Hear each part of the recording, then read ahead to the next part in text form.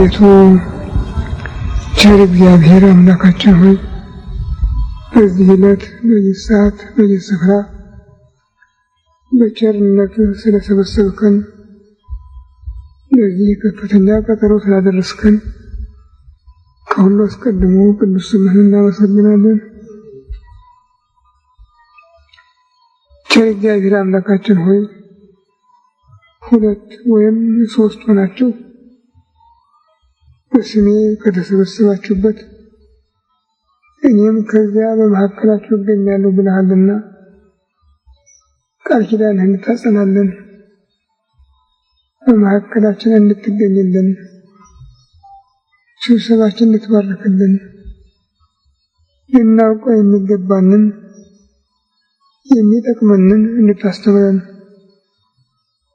አእምሯችን ሊሸከመው ሊመረምረው ሊረዳው የሚችለውን ምስጢር እንድትገልጽልን፣ ቅዱስ መንፈስህን እንድታሳድርብን፣ ሀገራችን ኢትዮጵያን ኦርቶዶክሳዊ ተዋሕዶ ቤተክርስቲያናችንን ክርስቲያን ሕዝብህን በቸርነት እንድታስብልን፣ መዓቱን በምሕረት ቁጣውን በትዕግስት እንድትመልስልን እንለምንሃለን፣ እንማልድሃለን።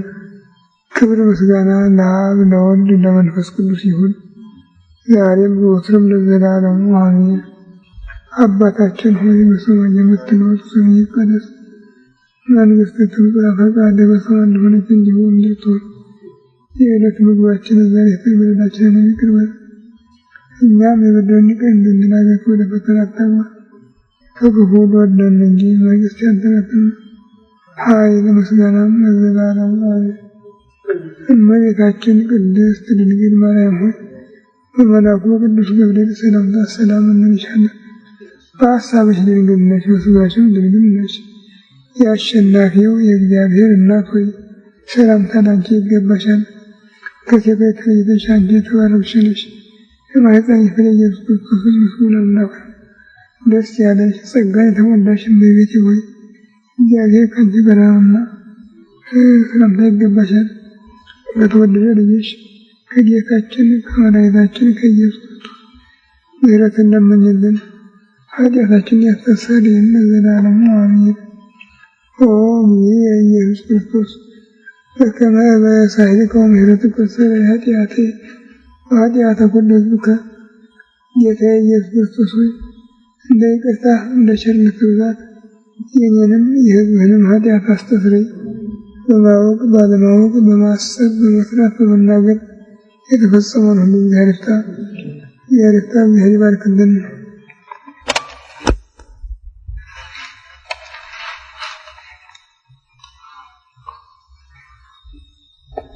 ሚያዝያ 6 ቀን 1999 ዓመተ ምህረት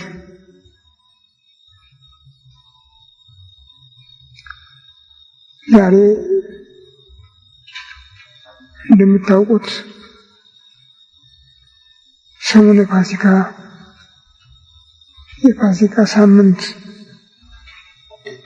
በሚባለው ጊዜ ውስጥ ነው ያለነው።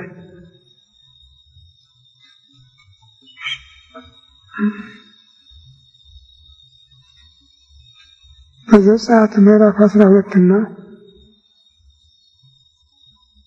በዘሌዋውያን ምዕራፍ 23 እንደተገለጠው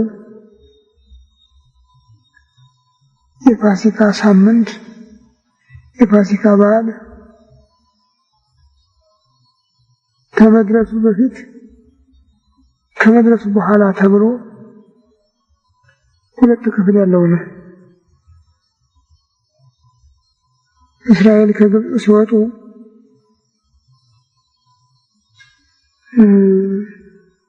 ብዙ ችግር ነበረባቸው። በዚያች ሀገር የኖሩ 215 ዓመት ነው። ታዲያ በዚህ ጊዜ ውስጥ እነሱ በሀብት እያደጉ በሕዝብ ቁጥር እየበዙ በመሄዳቸው የሀገሩ ሰዎች ግን በጣም ቀኑ ይበሳጩ ነበርና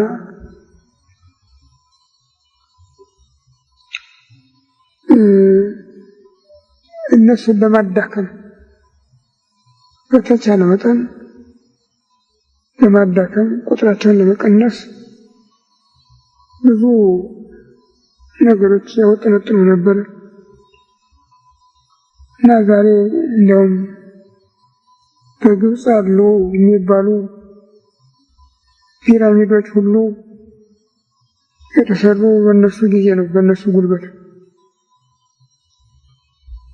ጡብ እየረገጡ ድንጋይ እየፈለጡ ነው የሰሯቸው። በጣም የወሊድ ቁጥጥር የሚባለው ሁሉ ዛሬ ለጥቅም ነው ይባል እንጂ ያን ጊዜ ግን የእስራኤልን ሕዝብ ቁጥር ለመቀነስ ታስቦ የወጣ ፕሮግራም ነው። እንዲያውም ወንድ ሲወለድ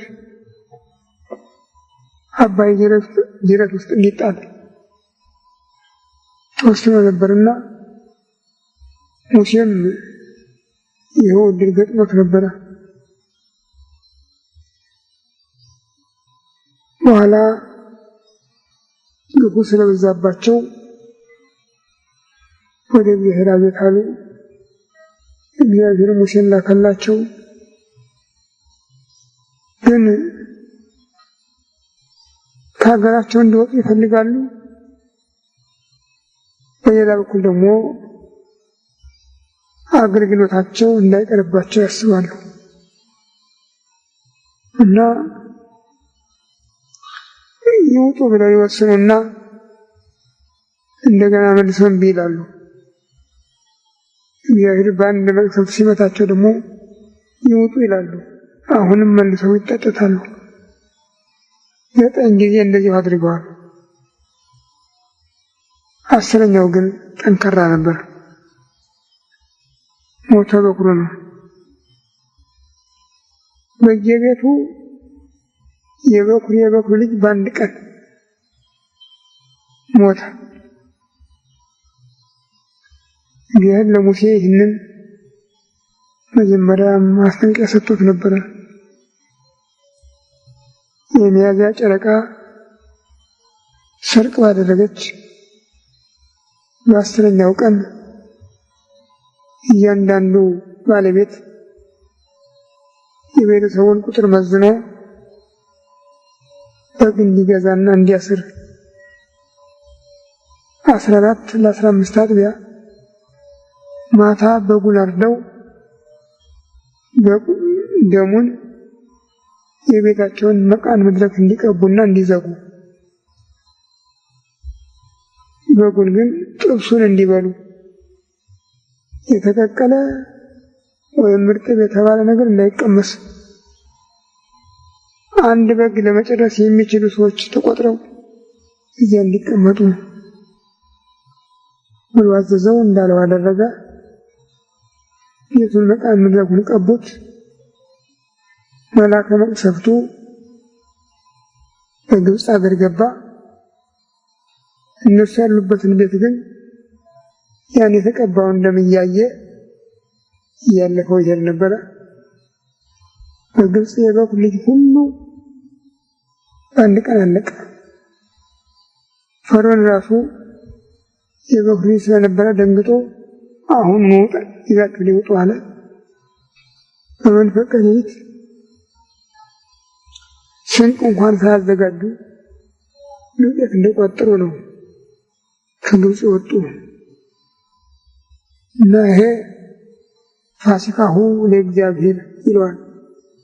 እግዚአብሔር ሕዝቡን ከግብፅ ባርነት ያወጣበት ቀን የነጻነት ቀን ተብሎ ነው የሚከበሩ።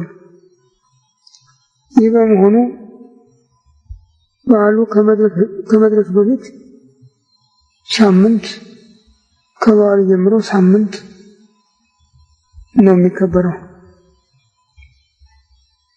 ጌታ በተሰቀለ ጊዜም እንደዚህ ነው የሆነው። 22 መጋቢት ወደ ሆሳዕና አደረገ። የፋሲካ በዓል ሳምንት ነበረ። በበዓሉ ደግሞ ሁሉም ወደ ቤተ መቅደስ መውጣት ስላለበት አይሁድ ያገኛችሁት እንደሆነ የትም ይሁን የት ንገሩን እንገድለዋለን ብለው ወስነው ነበረ። ሰኞ መከሩ፣ ፈረሰ። ማክሰኞ መከሩ፣ አልተቋጨም። ረቡዕ ተስማሙ። በተለይም በዚያ ወራት ሊቀ ካህናት ሆኖ ተሾሞ የነበረው ቀያፋ ሕዝብ ሁሉ ከሚጎዳ አንድ ሰው ብንገድል ይሻላል ስላለ በዚህ ምክር ሁሉም ተስማሙ። ይህ የእሱም የአባቱም የመንፈስ ቅዱስ ፈቃድ ነበረና ሊቀ ካህናት ሲሾም በተቀባው ቅባት ምክንያት ያደረበት መንፈስ ቅዱስ ኢየሱስ ክርስቶስ ስለ ሕዝብና ስለ አሕዛብ ሁሉ እንደሚሞት አናገረ ይላል ወንጌል። አሁን ረቡዕ ተወሰነ። ሐሙስ ማታ ነው ታላቁ በዓል የሚጀመር። ሁሉም በየቤተሰቡ እራት የሚያደርግበት፣ እሱም ከቤተ አልዓዛር እራት አድርጎ ካመሸ በኋላ ሥጋውን ደሙንም ከሰጣቸው በኋላ በጌቴሴማኒ የአትክልት ቦታ ጸሎቱን ጨርሶ ወጣ። ይሁዳ እኔ የምሰማውን ያዙ ብሏቸው ነበር። መጡ። እሱም ጉልበቱን ሳመው፣ ወዲያው ተረባርበው ያዙት ይላል። ሲይዙትም ማንን ትሻላችሁ አላቸው። የናዝሬቱን ኢየሱስን አሉት። እኔ ነኝ ሲላቸው በጀርባቸው ወደ ኋላቸው ወደቁ ነው የሚል እንደ ቅዱስ ዮሐንስ አጻጻፍ። እንደገና አስነስቶ ማንን ትሻላችሁ አላቸው። የናዝሬቱን ኢየሱስን አሉት። እኔ ነኝ ብያችኋለሁ እኮ። እኔን የምትፈልጉ ከሆነ እነዚህን ልቀቋቸው ብሎ ደቀ መዛሙርቱን ካስለቀቀ በኋላ ራሱን አሳልፎ ሰጣቸው። ከዛ ጊዜ ጀምሮ በመጽሐፍ እንደተጻፈው እነርሱም እንዳሰቡት የተመዘገበውን መከራ ሁሉ እየተፈራረቁ ፈጸሙበት። ዓርብ በ9 ሰዓት ነፍሱን ከሥጋው ለየ። ወደ ሲኦል ወርዶ ከአዳም ጀምሮ እስከዚያ ቀን ታስረው የነበሩ ነፍሳትን አወጣ። በመስቀል ላይ ሳለ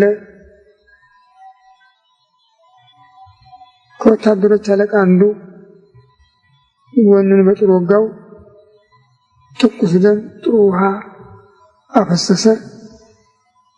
ደሙ ለምግባችን፣ ውሃው ለጥምቀታችን እንዲሆን አደረገ። በ11 ሰዓት ዮሴፍና ኒቆዲሞስ ገንዘው ወደ መቃብር አወረዱት። ከዚያ ጊዜ ጀምሮ እስከ እሑድ መንፈቀ ሌሊት ድረስ በመቃብር ቆየ። ከዚያ ሞትን ድል ነስቶ ሙስና መቃብርን ፈርሶ በስብሶ መቅረትን ሽሮ ሞትንና ትንሣኤንና የዘላለም ሕይወትን ለሰው ልጅ ሰጥቶ ተነሳ። በዚህ ምክንያት ነው ትንሣኤውን የምናከብረው። እስራኤል ከግብፅ የወጡበትን ቀን ፋሲካ እንዳሉት እኛም ከሲኦል እንድንወጣ ከመቃብር እንድንነሳ ጸጋ፣ በረከት፣ ሀብት ያገኘንበትን ዕለት ፋሲካ እንለዋለን። ይኸውም የመድኃኒታችን ትንሣኤ ነው።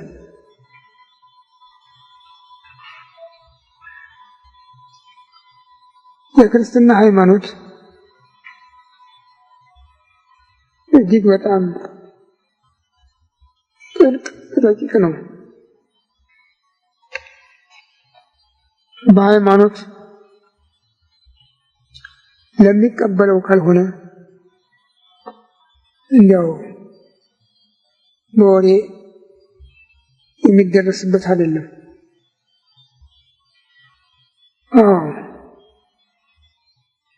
ልዩ ልዩ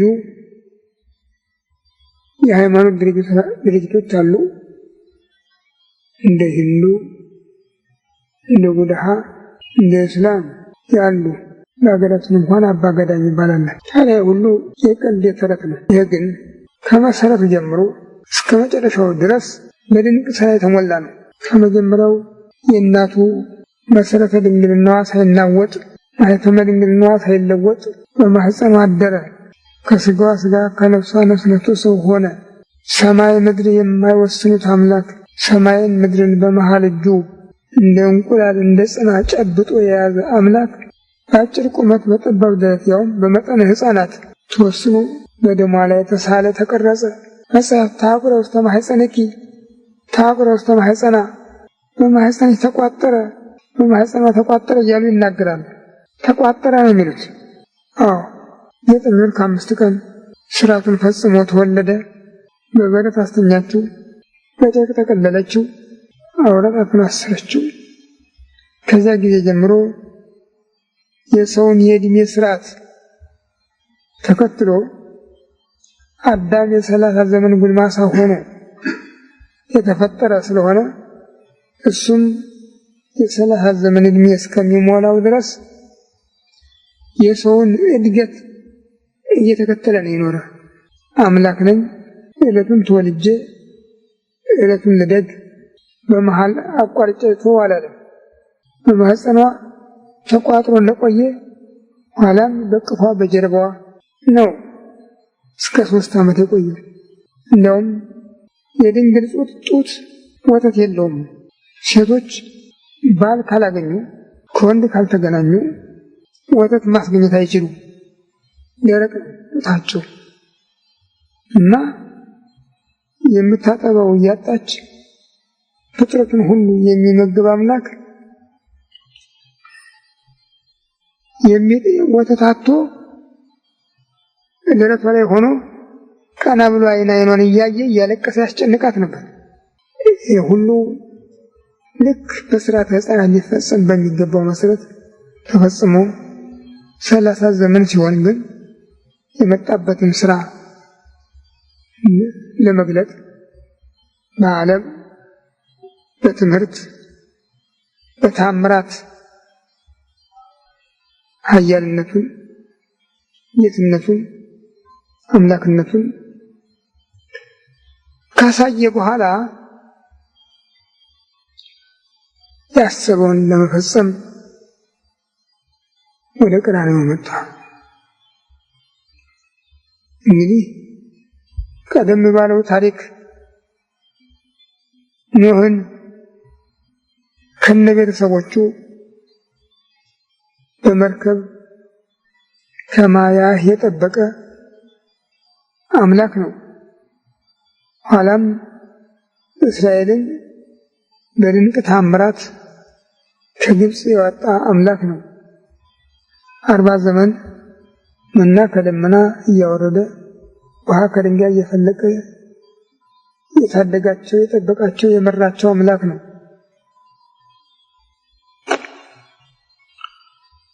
እና ሰውንም በቃ አድኜዋለሁ፣ ከዛሬ ጀምሮ አድኜዋለሁ ብሎ ማወጅ ይችል ነበረ። የተናገረው ከስራ ላይ ይውል ነበረ። በዚህ ፈንታ ግን እሱ ያሰበው ሰው ክቡር ፍጥረት ሆኖ ተፈጥሮ የእግዚአብሔርን ትእዛዝ ባለመጠበቁ ምክንያት ተፈርዶበት ወድቆ ስለቀረ ከወደቀበት ሊያነሳው ነው የፈለገ።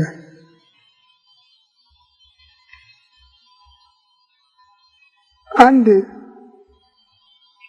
ተሰናክሎ የወደቀ ወይም ሰክሮ የወደቀ ወይም በእርግና ምክንያት ደክሞ አቅም አንሶት የወደቀ ብታገኙ ብታነሱት ከፈለጋችሁ በግዴታ እሱን መሸከም አለባችሁ። በትከሻችሁ፣ በጀርባችሁ አቅማችሁ በፈቀደው መልኩ። እግዚአብሔርም እንዲህ ነው ያደረገ። ሰውን ተሸከመው። በወንጌል ሲናገር 100 በግ ያለው ሰው ነበረ። ከ100 አንዲቱ ጠፋችበትና እሷን ፍለጋ ሄደ። ባገኛት ጊዜ ተሸክሞ አመጣትና በጌ ተገኝታለች፣ ደስ ይበላችሁ ብሎ ነገራቸው ነው የሚል። እንደሱ ያደረገ ሊቁ ዮሐንስ አፈወርቅ ተፈሥሒ ኦ ማርያም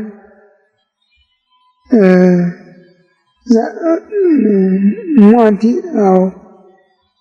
ዘወፃ እምኔኪ ኖላዊ ኄር ዘሐሰሶ ለበግ ግዱፍ ወሶበ ረከቡ ጾሮዲ በምትከፍቱ። የጠፋውን በግ የፈለገው ባገኘውም እየተሸከመው የቸር ጠባቂው እናት ደስ ይበልሽ ነው ያላት። እግዚአብሔር የአዳምን አካል ባህሪውን ባህሪ አድርጎ ያድነው ሲፈልግ ይበቃኛል፣ ከታየሁ ይበቃኛል አላለም። በእሱ ላይ የተፈረደውን ሁሉ መፈጸም መቀበል ነው የፈለገውና ስለዚህ ወደ ቀራንዮ አደባባይ ወጣ። ተፈረደበት፣ ተሰቀለ፣ ሞተ፣ ተነሳ። ይሄ ነው ጽድቅ ረቂቅ ምስጢር እና ዝም ብሎ የወሬ አይደለም። በዚህ ነው ትንሣኤውን የምናከብረው። ተነሳ። አብረውት የነበሩት ደቀ መዛሙርቱ ፍቅሩን የለመዱት ርኅራኄውን የሚያውቁት የሚናፍቁት ተጨነቁ። በአንድ በኩል አይሁድ የእሱ ደቀ መዝሙር ከተገኘ ይገደል ብለው ያድኗቸዋል። በሌላ በኩል ከፊታቸው ርቋል። ብዙ ነገር እንደተፈጸመበት ይሰማሉ። ጥቂቶችም ቢሆኑ ቅርብ ሆነው ያዩዋሉ። ጴጥሮስ የሌሊቱን፣ ዮሐንስ ግን እስከ መጨረሻው አይቷል። እናቱ በዚህ ሁሉ ትንገላታለች። ገማልያል የተባለ ሊቅ ለሐማርያም በሚለው መጽሐፉ ገልጾታል። ምን አይነት ሐዘን ምን አይነት መከራ እንደደረሰባት፣ ሴቶች ሲያሸዙባት፣ ሲቀጣጸቡባት ያን ሁሉ አይታለች። ቢሆንም ሴቶች ናቸው የተሻሉ ያንለት እየተከታተሉ ነገረ መስቀሉን ሁሉ የጻፉ እነሱ ናቸው።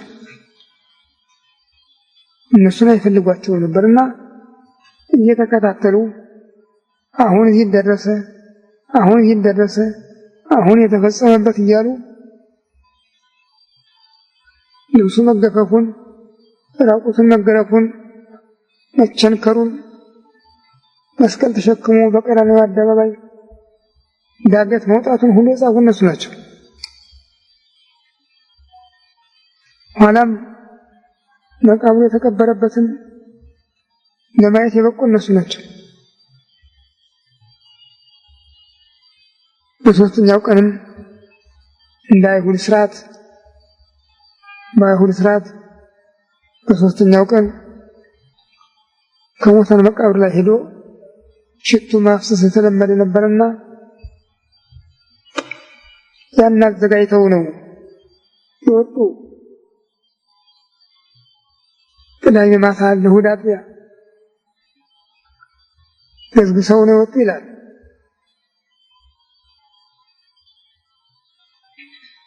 ወንጌላውያን ሲጽፉ ግን ባጻጻፉ ሁሉም የተለያየ ሀሳብ ነው ያስቀመጡ እና ማቴዎስ እንደጻፈው ሴቶች ወደ መቃብር በሄዱ ጊዜ መቃብሩ አዲስ ከድንጋይ የተፈለፈለ በመሆኑ በላዩም የተገጠመበት ድንጋይ ወጥ ነበረ። ማን ያነሳልን ይሆን እያሉ ይጨነቁ ነበር። ሲደርሱ ግን መልአክ ድንጋዩን ከመቃብሩ ላይ አንስቶ እላዩ ላይ ተቀምጦ ነው የጠበቃቸው ይላል። ሲያዩት መቃብሩ ባዶ ነው። ደነገጡ። አይዟችሁ፣ አትፍሩ፣ እናንተ የተሰቀለው እንደምትሹ አውቃለሁ። እሱ ተነስቷል፣ ከዚህ የለም፣ እነሳለሁ ብሎ እንደተናገረ የተናገረውን አድርጓል። ሂዱና ለደቀ መዛሙርት ነገሯቸው፣ ገሊላ ይጠብቋቸዋል በሏቸው ብሎ ሸኛቸው። የሚገርመው መቃብሩን ለመጠበቅ ብዙ ወታደሮች እዚያ ታዘው ነበር።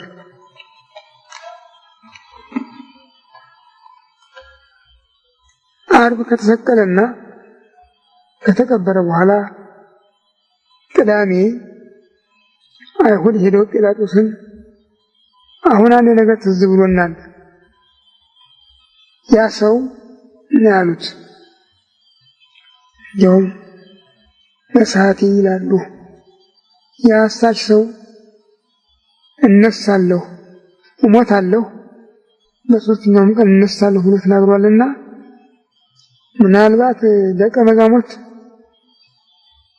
ስጋውን ስርቀው ሄደው ተነሳ ብለው እንዳያወሩ አሁን መቃብር ጠባቂዎች እንታዘዝልን እንፈልጋለን ያሉት።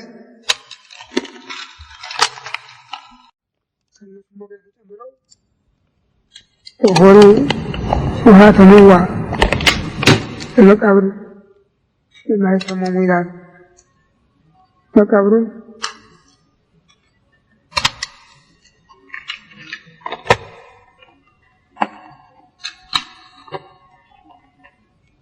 መቃብሩን የሚጠብቅ እዘዝልን አሉት። ከነሱም ከሱም የሆኑ ወታደሮች ታዘው ሄደው በሊቀ ካህናቱና በጲላጦስ ማኅተም አትመውት ነው የመጡ። መቃብሩ ግን መልአኩ የአንድ ድንጋይ ገልጦ ተቀምጦ ነው ያገኙት እና በዚያ ጊዜ ወሬቱ ከመዘ መብረቅ ወልብሱ ጻዕዳ ከመበረድ ፊቱ እንደ መብረቅ ያብረቀርቅ ልብሱ እንደ በረድ ያንጸባርቅ ስለነበረ ወታደሮች ልክ እንደ ሬሳ ሆኑ ነው የሚል። ሴቶች ከሄዱ በኋላ ግን እነሱ ተነስተው ወደ አገር ገብተው አረ ያ ነገር እንደፈራ ነው ሆኗል ብለው ነገሯቸው። ግን አይሁድ ተሰብስበው ብዙ ገንዘብ አዋጥተው ለወታደሮች ሰጥተው እናንተ ደቀ መዛሙርት ተሰርቀው ወሰዱት ብላችሁ አውሩ፣ አትፍሩ፣ እኛ ባለስልጣኖች በእናንተ ላይ አንዳች እንዳያደርጉ ነገራችሁን እናስተባብርላችኋለን አሏቸው። እንዳሏቸው አደረጉ። እስካሁን ድረስ አይሁድ ደቀ መዛሙርት ሰርቀው ወሰዱት እንዳሉ ናቸው። ገና መነሳቱን አልሰሙም። ጌታ ግን ሴቶች ከመቃብር ወጥተው ሲሄዱ ይላል ማቴዎስ መንገድ አገኛቸው እና ሁሉም ሰገዱለት። ጌታም ሂዱና ለደቀ መዛሙርት ንገሯቸው ወደ ገሊላ እንዲሄዱ እዚያ ቀድማቸዋለሁ ብሎ ላካቸው ነው የሚል። በዚህ ወንጌላውያን ሁሉ ይተባበራሉ እና በሶስተኛው ቀን ሽቷቸውን አሰናድተው ሄዱ። በልዩ መልኩ እንዳልኩት መላእክት ትንሣኤውን አበስሯቸው ይላል። ከጠዋት እስከ ማታ ድረስ ለልዩ ልዩ ሰዎች እየተገለጠ ትንሣኤውን አስረድቷቸዋል። በተለይም እንደ ቅዱስ ሉቃስ አጻጻፍ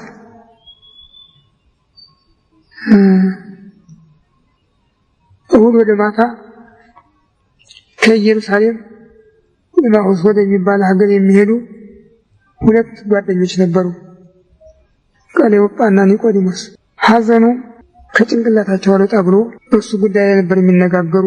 ጌታ መንገድ አላፊ መስሎ ተደባለቃቸው ይላል። ምንድን ነው የምታወሩት አላቸው። አንተ በዚች ሀገር እንግዳ ነህ እንዴ?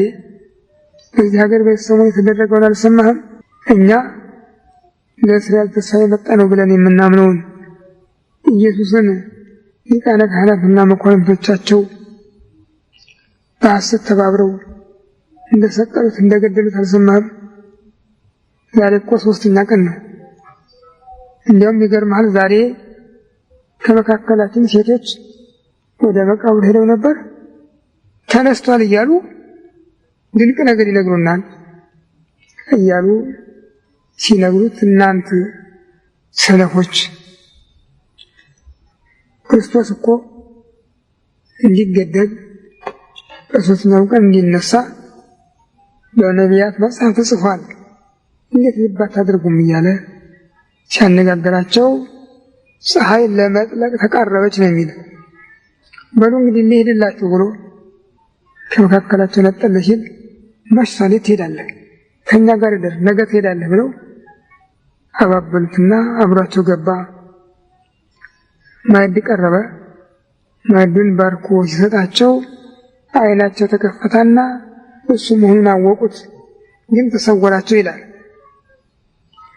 ከዚያ በኋላ እነዚያ ሰዎች እየተበሳጩ እየተናደዱ ሳናውቅ ቀረን ብለው ተመልሰው እንደገና የማታ ማታ ወደ ኢየሩሳሌም መጡ። ኢየሩሳሌም ደቀ መዛሙርት ተሰብስበው አገኟቸው። በዛ ሁሉም እንደተገለጸለት ያየውን ሲናገር ደረሱ። እነሱም ያዩትን የተናገሩትን ገለጹ። ማርያም መግደላዊትም ከሌሎቹ ተለይታ መቃብሩ ዘንድ ቆማ ስታለቅስ ተገለጠላት ይላል። አትክልት ጠባቂ መስሏት ነበር ነው የሚል። ጌታዬ እባክህ ለምን ታለቅሻለች ሲላት፣ ጌታዬ ተቀብሮ ነበረ፣ አንስተው ወስደውታል፣ አሁን ሽት ልቀበው መጣጣሁት፣ አንተ አንስተው እንደሆነ እባክህ ንገረኝ ትለው ነበር ነው ያለ። በዚህ ማርቆስም ዮሐንስም ይስማማሉ። ማርያም ሲላት ግን አወቀችው። ናሮጣ ሄዳል ሰግደለት ስትል አትንኪኝ፣ ገና ወደ አባቴ ወደ አባታችሁ ወደ አምላኬ ወደ አምላካችሁ አላረቁም አላት ይላል። እና ያም ሆኖ ቀኑ መሽቶ ማታ ሁሉም ቤታቸውን ዘግተው ያዩትን እየተቀባበሉ እየተወያዩ ሳሉ ጌታ በመካከላቸው ቆመ። ሰላም ለእናንተ ይሁን አላቸው። አባቴ እኔን እንደላከኝ እኔም እናንተን እልካችኋለሁ ብሎ በፊታቸው ላይ መንፈስ ቅዱስን ተቀበሉ ብሎ እፍ አለባቸው። ኃጢአቱን ይቅር ያላችሁት ይሰረይለታል፣ ኃጢአቱን ይቅር ያላላችሁት አይሰረይለትም ብሎ ስልጣነ ክህነትን ሰጣቸው ይላል። ሰላም ለእናንተ ይሁን ነው የመጀመሪያ ቃሉ። በዕለተ ዓርብም ከመስቀል በአካለ ነፍስ ወደ ሲኦል በወረደ ጊዜ አዳም እመጣለሁ ብሎ ነበረ። ቀጠሮ ደርሷል። ቀርቶ ይሆን ወይስ ዘግይቶ ይሆን እያለ ሲያሰላስል ጌታ በድንገት በሲኦል ብርሃነ መለኮቱን ነዛ። አዳም ተንሥኦ ለጸሎት አላቸው። ሁሉም አቤቱ ይቅር በለን አሉ። ጌታም ሰላም ለሁላችሁ ይሁን፣ አይዟችሁ አስታረኳችሁ አላቸው። እነሱም እንደ ቃል ይሆንልን አሉት ነው የሚል መጽሐፈ ኪዳን። ሰላም ለሁላችሁ፣ ሰላም ለእናንተ ይሁን። ይሄ ነው ከጌታ ቃል በሲኦል ለነበሩትም በስጋ ለነበሩትም የተሰጣቸው ቃል ይሄ ነው። ሰላም ለእናንተ ይሁን። ይህም እዚያ ለነበሩት ብቻ ሳይሆን እስከ ዓለም ፍጻሜ ለሚነሱት ክርስቲያኖች ሁሉ የታደለ ነው። ይሄ ጸጋ ለሁላችን የተሰጠ ነው። እኛ ካላጠፋነው በስተቀር የሚቀማን የለም። ሰላም ለእናንተ ይሁን አለ። የተጠራጠሩ ነበሩ፣ በቦታው ያልነበሩ። ጌታን እኮ አየነው ሲሏቸው የተጠራጠሩ ነበሩ ይላል።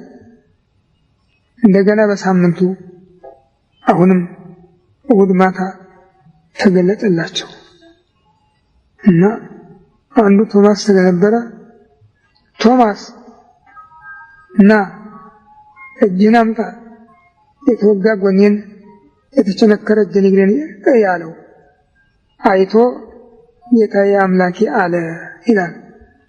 ቶማስ ስላየኸኝ አመንክን? ብፁዓንስ ሳያዩኝ የሚያምኑብኝ ናቸው ብሎታል። ብዙ ነገር ይከተላልና ብፁዓንስ ሳያዩኝ የሚያምኑብኝ ናቸው የሚለውን ቃል ብፁዓንስ ሰብአ ኢትዮጵያ ብሎ የጻፈ ባለታሪክ አለ። ብፁዓንስ ሳያዩኝ የሚያምኑብኝ የኢትዮጵያ ሰዎች ናቸው ብሎታል ነው የሚሉት።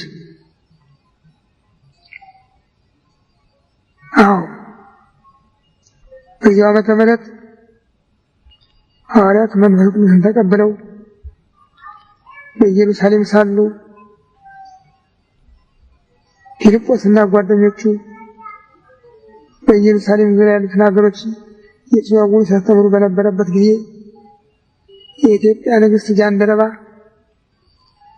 የፋሲካን በዓል አክብሮ ሲመለስ መንፈስ ቅዱስ ይህን ሰረገላ ተከተለው አለው። ሲከተለው የነቢዩን የኢሳይያስን መጽሐፍ ነበር የሚያነብ። እንደ በግ ሊታረድ መጣ።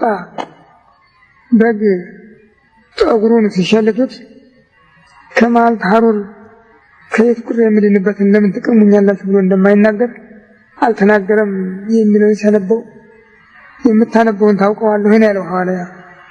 ያስተማረኝ የለም በምን ላውቅ እችላለሁ ነው ያለው። ምክንያቱም ምን ነበረ? ዛሬ ብዙ ዳዊት ደጋሚዎች አሉ፣ ሴቶችም ወንዶችም በግዕዝ ነው የሚያነቡት። የሚያውቁት ጥቂቶች ናቸው። በዚያ ጊዜም የኢሳይያስ ትንቢት እንደ ዳዊት የሚደገም ነበርና በዚህ ምክንያት ነበር ያለው። ከቻልክ ወደ ሰረገላ ወጣና አስረዳኝ አለው። ከሰረገላው ላይ ወጥቶ የሆነው ሁሉ ከልደት እስከ ዕርገት የተፈጸመውንና እሱን ለመቀበል የሚፈልግ ሁሉ መጠመቅ እንዳለበት ሲያስረዳው ውሃ ካለበት ደረሱ። ንዋ ማይ ወመኒ ከላኒ ተጠምቆ ውሃ ይኸው እንዳይጠመቅ የሚከለክለኝ ማን ነው አለ ጃንደረባው። ሐዋርያውን ብታምን ተፈቅዶልሃል አለው። ጃንደረባው ምን አለ? እኔ አለ ኢየሱስ ክርስቶስ የእግዚአብሔር ልጅ እንደሆነ አምናለሁ። እንዲህ ብሎ ነው የተጠመቀ። ከዚህ በኋላ ሁለቱም ተያይዘው ወደ ወንዝ ወረዱ። አጠመቀው። ፊልጶስ ስራውን ስለጨረሰ ወደ ሌላ መንፈስ ቅዱስ ነጥቆ ወሰደው። ጃንደረባው ግን ባገኘው ጸጋ በተቀበለው እምነት ደስ ብሎት ወደ ሀገሩ ገባ ነው የሚል እና ብፁዓንስ ሳያዩኝ የሚያምኑብኝ ናቸው ያለውን የኢትዮጵያ ሰዎች ሰጥተው የሚናገሩ አሉ። ነገሩም የሚገባ ነበር። የዛሬውን አያድርገውና የዛሬውን ከዚህ 50 ዓመት ወዲህ ያለውን ግን አያሳይ ማለት ነው። በኢትዮጵያ የደረሰውን የሃይማኖት ዝባዝንኪ፣ የፖለቲካ ዝባዝንኪ ይህን የማይባል እስከዛሬ ወልድ ዋሕድ ያሉ ውስጥ ሕፅናውሁ በአባቱ ወዲና ያለ አንድ ልጅ ብላ እንደ ቅዱስ ዮሐንስ ወንጌላዊ እምነት አምና ስታሳምን ተምራ ስታስተምር የኖረች የኢትዮጵያ ቤተክርስቲያን ብቻ ነበረች። ዛሬ እሷ ተነቅላ ወድቃ የነበረችበት ቦታ እስከማይታወቅ ድረስ ደርሳለች። ልዩ ልዩ የከሃዲያን መጻሕፍት እንደ እንጉዳይ እየፈሉ ነው። በጣም ያሳዝናል፣ ያስጨንቃል በእውነት እንጃ። እዚህ ያያችሁት ካላችሁ የዳቪንቺ ኮድ የሚል መጽሐፍ ከእንግሊዝኛ ወደ አማርኛ ተርጉሞ የገባ አይታችሁ ከሆነ ዳን ብራውን የሚባል ሰው የጻፈው በአሜሪካን ሀገር ፊልም ሁሉ ተሰርቶበት በሲኒማ ይታያል። በኢትዮጵያ ግን ዘንድሮ የገባ ያም ያፍሰዋል። በጣም የሚያናድድ የሚያበሳጭ ነገር ነው እንጂ ሳይሆን ግን ኢትዮጵያ ክርስቶስን የምታውቀው በኃያልነቱ፣ በጌትነቱ፣ በአምላክነቱ፣ በቤዛነቱ ነው። እስከዛሬም ረድኤቱ አልጎደለባትም ነበር። ስለዚህ ሰሙነ ፋሲካን ከዕለቱ እስከ ሳምንቱ ድረስ ሰኞን ማዕዶት መሸጋገሪያ ከሞት ወደ ሕይወት የተሸጋገርንበት ብላ፣ ማክሰኞን ፍጥረት ሁሉ ፍጥረት ሁሉ ተቀብለው አመሰገኑት ብላ፣ ረቡዕን አልዓዛርን ከመቃብር ባርነት ያስነሳበት ብላ፣ ሐሙስን አዳም 5500 ዘመን ሲፈጸም አድነሃለሁ ያለው ቃል ኪዳን የተፈጸመበት በመሆኑ፣ ዓርብን ሰዓተ ሲኦል ነፍሳት ከሲኦል የወጡበት ቀን ብላ፣ ቅዳሜን አንስት ሴቶች የምስራች ያገኙበት ብላ፣ እሁድን ዳግም ትንሣኤ በቶማስ ምክንያት የትንሣኤውን ስርዓት ምስጢር ትምህርት ሁለተኛ ቀን የገለጸበት በመሆኑ በዚህ ምክንያት ሳምንቱን ሰሙነ ፋሲካ የቀደመውን ሰሙነ ሕማማት ብላ በማክበር ነው የኖረችው። እንዲያውም በዚህ 50 ቀን በባላገር ችሎታ ያለው ሁሉ አቅሙ የፈቀደለት ሁሉ ደግሶ ካህናት ሊጋበዝ ነበር። ስሙ ገብረ ሰላም ይባል። ያ ግብዣው ገብረ ሰላም ነው ይባል። እንደዚህ ነበር የነበረ። አሁን ግን ይኸው ሁሉም ነገር እየጠፋ የተበላሸ በመሄድ ላይ ነው ያለነውም ታላቅ ስጋት ላይ ስለሆነ እንግዲህ ሁላችንም እግዚአብሔር በቸርነቱ እኛንም ሀገራችንንም እንዲጠብቅልን እንጸልይ፣ ፈቃዱ ይሁንልን።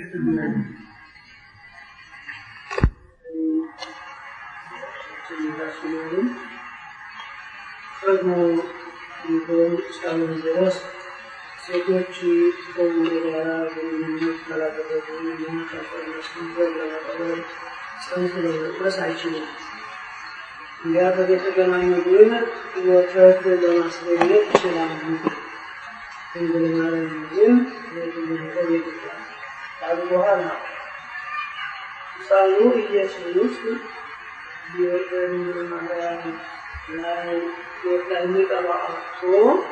አይኗን እያየ ስትቸገር ነበረች። በሌላው በኩል ደግሞ ቅዱስ ያሬድ ድርሰት ተሴሰየ ሀሊብ ወተመጽአና እንዴት ስላልገባኝ እንዲያብራራ ቅዱስ ያሬድም እኮ አገኘ እኮ አላለም። አገኘ እኮ አላለም። አልቅሶ ቢያችን ጡቷን መምጠጡ አልቀረም እኮ ጡቷን መምጠጡ አልቀረም። ሌላ ወተት እኮ አላገኘም። ያችኑ ደረቅ ጡቷን ነበር የሚያልመዘምዝ። እሱን ነው ቅዱስ ያሬድ ፎቶ ዘያህሊ በከመጻነት ያለው። ዲዮስቆሮስ ምንድን ያለው? በጎለ እንስሳት ሆዴ እማንብቱ ተወፈየ ወከመ ሕፃናት በከየ እንዘ ይስዕል ማጥዋት ሙሽ ሳይ አይደለም የሚለው እና የሊቃውንት አነጋገር የቅዱስ ዲዮስቆሮስ ቅድምን ያልኩትን ያስረዳ። ያሬድ ደግሞ ያም ቢሆን ከዛችሁ ከጡቷ እየገጠገጠ ወተት ይጠባ ነበር አለ እንጂ ወተት ማግኘቱን አይደለም የተናገረው። ያችን እየመጠመጠ መቼም የት ይደርሳል? ሌላ እንደሆነ ከበረት ወተት አድርጎ የሚያመጣለት የለውም።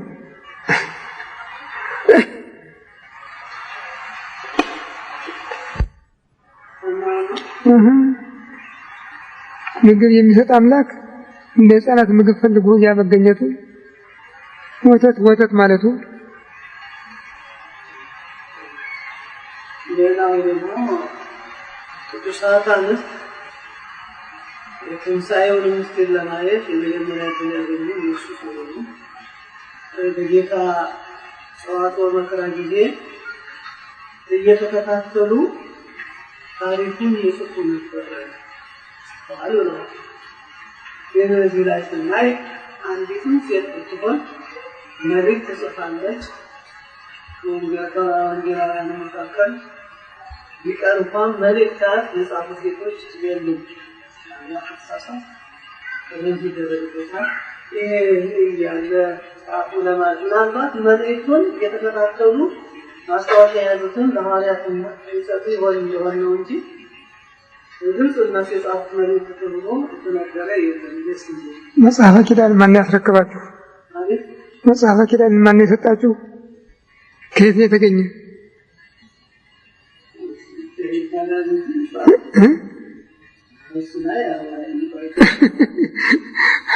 መጽሐፈ ኪዳን ያስተላለፉ ሴቶች ቅዱሳት አንስት ናቸው የሚለው ጌታ ከትንሣኤው በኋላ ያስተማረውን ትምህርት ሁሉ ያስተላለፉ ቅዱሳት አንስት ናቸው።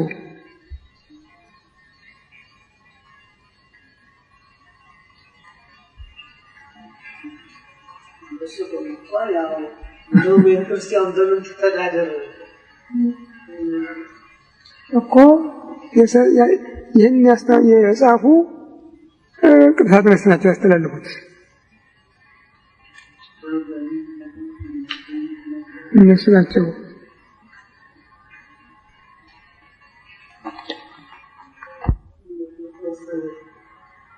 በኤማሁስ በሉቃስ 24 እንደተነገረው ወደ ኤማሁስ ጉዞ ሉቃስና ኒቆዲሞስ ብለዋል። ግን ሉቃስና ቀለዮጳና ኒቆዲሞስ ነው ያልኩኝ። እሱ ያሉት ኒቆዲሞስ ግን አንዳንዶቹ ቀለዮጳና ሉቃስና ቀለዮጳ ነው ይላሉ። ሉቃስ የለም፣ በዚያ ጊዜ ሉቃስ የለም። ቀለዮጳና ኒቆዲሞስ ናቸው።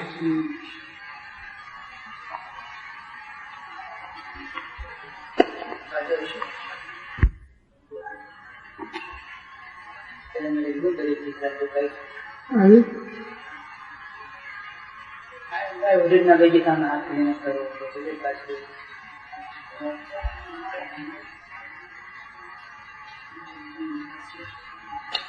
ማደረባቸው ምክንያት የጥራቸው ምክንያት ጌታ ጋር የምኑ ያይሁድና ጌታ ምክንያቱ ሰውና እግዚአብሔር የሚጣሉ እኮ በምክንያት አይደለም።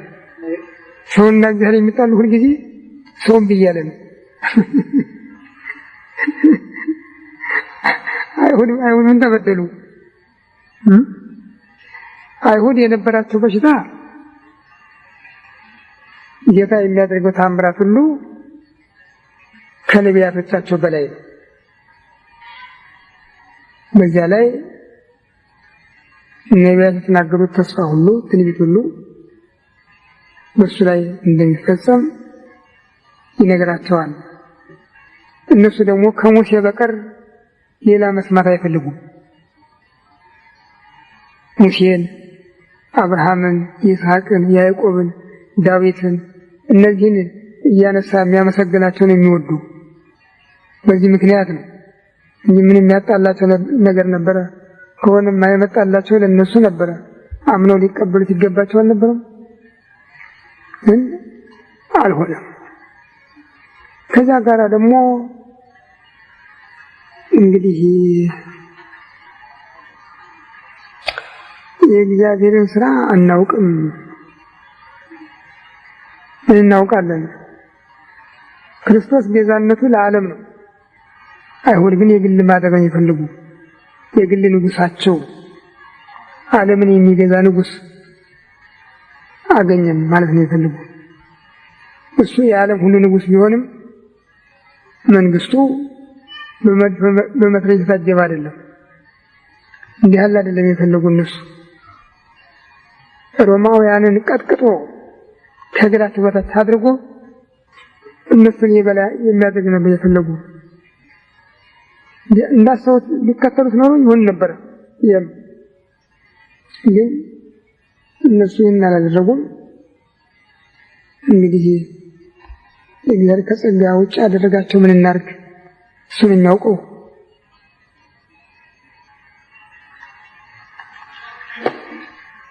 እዛ ጊዜስ አይሁድ ለምን ጠሉት እንበል፣ እኛ ዛሬ ለምን ጠላ ነው? እኛ ዛሬ ጠላ ነው ለምንድን ነው? ከካቶሊኩ፣ ከፕሮቴስታንቱ፣ ከእስላሙ ጋር የምናጨበጭብ ምን አግኝተን ነው? ኢትዮጵያ እስከ ዛሬ የእሱ ብቻ ሆና በኖረችበት ዘመን ሁሉ የጎደለባት ነገር የለም። እና ለምን ጠላ ነው? እስኪ ለዚህ ጥያቄ መልስ ስጡኝ። ሰው እግዚአብሔርን የሚጠላው እንዲያው ዝም ብሎ ነው፣ እምቢ ብሎ።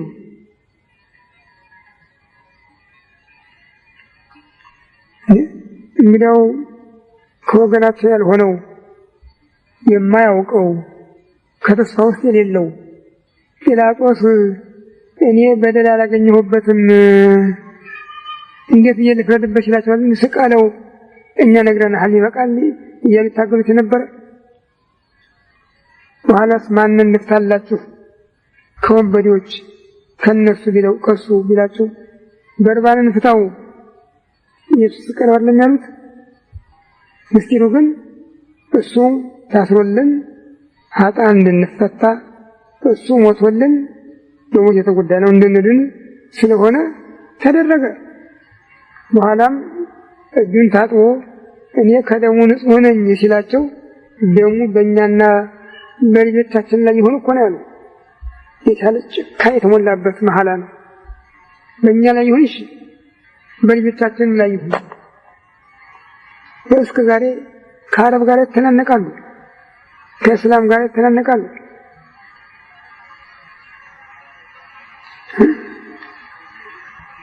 ዛሬ የመጣው የትናንትናውን የማያውቀው አህመድ ነጃድ እንኳን እስራኤል ከምድር ገጽ መጥፋት አለባት እኮ ነው ያለው። አይገርማችሁም? ከምድር ገጽ መጥፋት አለባት።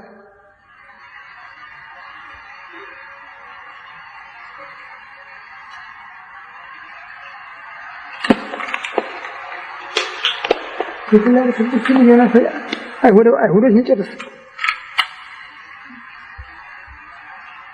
ወይ? እነሱማ ክፉዎች ናቸው። እስካሁንም እኮ ከሱ ጋር ያላቸውን ጥላቻ አላበረዱም። እስካሁንም ድረስ በልዩ ልዩ መልኩ ነው የሚፈጥሩት ነገሩ። ቅድም ያልኳችሁም ይሄ የዳቪንቺ ኮድ የሚባለው መጽሐፍ የተጻፈ ከእነሱ ነው ይባላል። እነሱ መልሰኝ እስካሁን እስከዛሬ ድረስ ቢሆን አዎ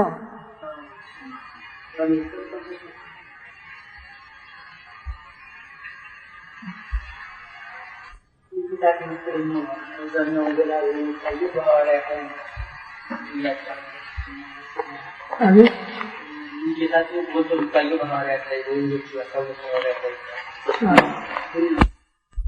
በመንፈስ ቅዱስ ተዋህዶ አምላክ አሜን። አቤቱ ቸር እግዚአብሔር አምላካችን ሆይ በዚህ ዕለት በዚህ ሰዓት በዚህ ስፍራ በቸርነትህ ስለሰበሰብከን ለዚህ ከፍተኛ ቀጠሮ ስላደረስከን ከሁሉ አስቀድሞ ቅዱስ ስምህን እናመሰግናለን። ቸር እግዚአብሔር አምላካችን ሆይ እስከ ዓለም ፍጻሜ እኔ ከእናንተ ጋር ነኝ ብለሃልና እንዳትለየን፣ እንዳትርቀን፣ እንድትታደገን፣ እንድትጠብቀን ከመከራ ሥጋ ከመከራ ነፍስ እንድትሰውረን አገራችን ኢትዮጵያን ኦርቶዶክሳዊ ተዋሕዶ ቤተክርስቲያናችንን ክርስቲያን ሕዝብህን በቸርነት እንድታስብልን ከጥፋት እንድታድነን ከጥፋት እንድታድነን ጌታዬ የሚያስፈራ የሚያስደነግጥ ዘመን ውስጥ ነው ያለነው። ሰይጣንና ሰራዊቱ ቤተክርስቲያንህን ከምድር ላይ ለማጥፋት ታጥቀው ተዘጋጅተው የተነሱበት ይመስላልና ይህችን ቤተክርስቲያን አንተ በቸርነትህ ከጥፋት እንድታተርፋት እንለምንሃለን፣ እንማልድሃለን። ክብር ምስጋና ለአንተ ለቸር አባትህ ለመንፈስ ቅዱስ ይሁን ዛሬም ዘወትርም ለዘላለሙ አሜን። አባታችን ሆይ በሰማይ የምትኖር ስምህ ይቀደስ፣ መንግሥትህ ትምጣ፣ ፈቃድህ በሰማይ እንደሆነች እንዲሁ በምድር ትሁን። የዕለት ምግባችንን ዛሬ ስጠን፣ በደላችንን ይቅር በለን እኛም የበደሉንን ይቅር እንደምንል፣ አቤቱ ወደ ፈተና አታግባን ከክፉ አድነን እንጂ መንግሥት ያንተ ናትና ኃይል ምስጋናም ለዘላለሙ አሜን። እመቤታችን ቅድስት ድንግል ማርያም በመልአኩ በቅዱስ ገብርኤል ሰላምታ ሰላም እንልሽ፣ በሐሳብሽ ድንግል ነሽ፣ በሥጋሽም ድንግል ነሽ። የአሸናፊ የእግዚአብሔር እናት ሰላምታ ላንቺ ይገባሻል። ከሴቶች ሁሉ